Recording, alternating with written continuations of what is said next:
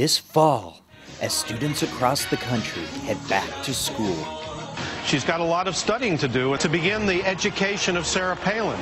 They'll be joined by a special woman who also happens to be the GOP's candidate for vice president.